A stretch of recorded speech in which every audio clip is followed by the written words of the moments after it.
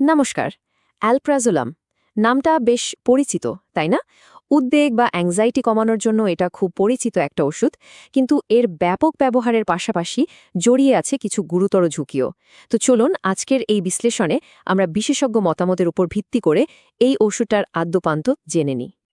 আচ্ছা, প্রথমে একটু ভাবা যাক এই ওষুধের দরকারটা পড়ে কেন।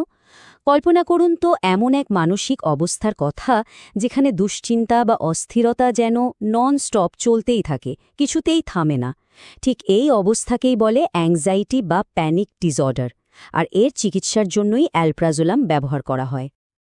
আমাদের প্রথম অংশে চলুন একটু গভীরে যাই, দেখি তীব্র উদ্বেগের সময় ঠিক কি হয় আর আমাদের মস্তিষ্কের ভেতরেই বা কি চলে।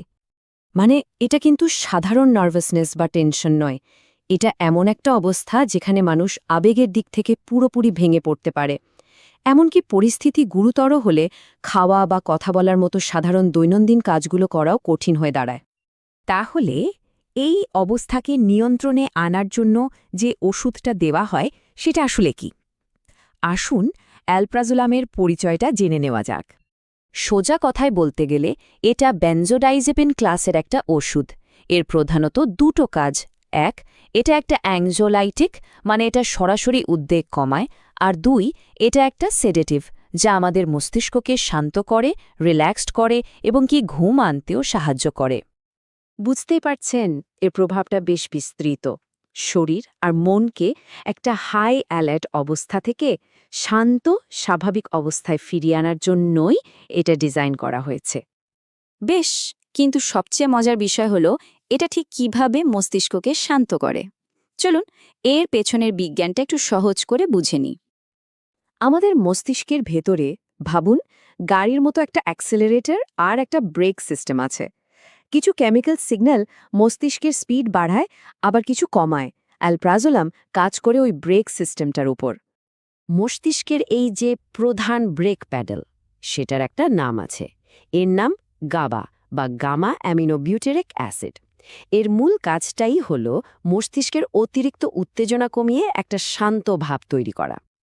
আর ঠিক এখানেই এর আসল কৌশলটা লুকিয়ে আছে। মানে অ্যালপ্রাজোলাম কিন্তু বাইরে থেকে নতুন কোনো কিছু তৈরি করে না। যেটা করে তা হলো আমাদের শরীরে যে স্বাভাবিক শান্ত হওয়ার প্রক্রিয়াটা আছে, সেই গ্যাবা এর শক্তিকেই অনেক গুণ বাড়িয়ে দেয়। ফলে মস্তিষ্কের ব্রেকটা আরও ভালোভাবে কাজ করে আর অতিরিক্ত কার্যকলাপ কমে আসে। বেশ, থিওরি তো বোঝা গেল। এবার চলুন এর বাস্তব প্রয়োগের দিকে তাকাই। মানে এই ওষুধটা কিভাবে ব্যবহার করতে হয় আর এর ডোজই বা কেমন হয়। এই টেবিলটা দেখলেই স্পষ্ট বোঝা যায় ডোজটা পুরোপুরি নির্ভর করে অসুখের ধরনের ওপর। যেমন সাধারণ উদ্বেগের চেয়ে প্যানিক ডিসঅর্ডারের ক্ষেত্রে শুরুতেই একটু বেশি ডোজের প্রয়োজন হয়, কারণ এর তীব্রতা অনেক বেশি। খুব গুরুতর প্যানিক ডিসঅর্ডারের ক্ষেত্রে এর সর্বোচ্চ ডোজ দিনে 4 মিলিগ্রাম পর্যন্তও যেতে পারে। তবে মনে রাখতে হবে, এই মাত্রায় পৌঁছানো হয় ডাক্তারের কড়া নজরদারিতে এবং খুব ধীরে ধীরে।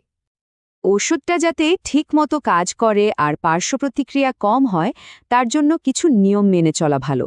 যেমন এটা খাবারের সাথে খেলে পেটের সমস্যা হয় না আর কার্যকারিতাও ঠিক থাকে। সাধারণত রাতে ঘুমাতে যাওয়ার আধ ঘন্টা আগে এটা নেওয়ার পরামর্শ দেওয়া হয়। এবার আমরা এই আলোচনার সবচেয়ে জরুরি অংশে চলে এসেছি। সেটা হলো এর সাথে জড়িত গুরুতর সতর্কতা আর সম্ভাব্য ঝুঁকিগুলো। এর সবচেয়ে সাধারণ কিছু সাইড এফেক্ট হল ঝিমুনি ভাব, মাথা ঘোরা, দুর্বল লাগা বা চোখে ঝাপসা দেখা। আসলে এর যে শান্ত করার ক্ষমতা, এগুলো তারই সরাসরি প্রভাব। আর এর ফলে দৈনন্দিন জীবনে বেশ কিছু সমস্যা হতে পারে। আর ঠিক এই কারণেই বিশেষজ্ঞরা সরাসরি সতর্ক করে দেন। যেহেতু এই ওষুধ খেলে ঝিমুনি আসে, মনোযোগ কমে যায়, তাই এই অবস্থায় গাড়ি চালানো বা ভারী মেশিন চালানোর মতো কাজগুলো খুবই বিপজ্জনক হয়ে উঠতে পারে। ভারতে এই ওষুধটিকে শিডিউল H1 ড্রাগ হিসেবে চিহ্নিত করা হয়েছে। এর মানে হল এটা কঠোরভাবে নিয়ন্ত্রিত, কারণ এর অপব্যবহারের ঝুঁকি অনেক বেশি। তাই ডাক্তারের বৈধ প্রেসক্রিপশন ছাড়া এটা কেনা বা বেচা সম্পূর্ণ নিষিদ্ধ।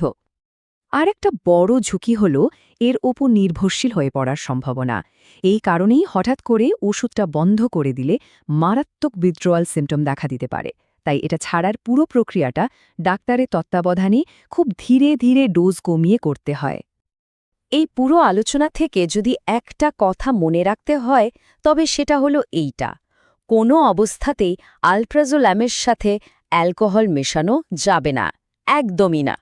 কারণ এই দুটো একসাথে হলে এর সিডেটিভ বা ঘুম পাড়ানোর প্রভাবটা বহুগুণ বেড়ে যায়, যা মারাত্মক, এমনকি জীবনহানির কারণও হতে পারে।